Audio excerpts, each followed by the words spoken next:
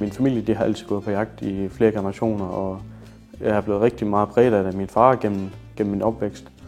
Og så har jeg jo min storebror, der også går rigtig meget på jagt, og vi er meget på jagt sammen og har været i Australien lidt på jagt.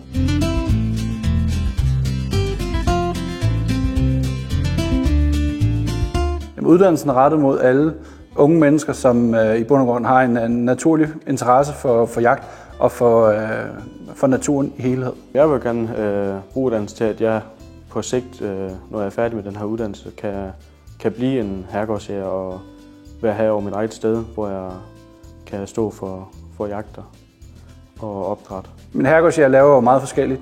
Det er en af det, der er den helt store forskel ved uddannelsen, det er, at vi laver jo mange forskellige ting i løbet af året.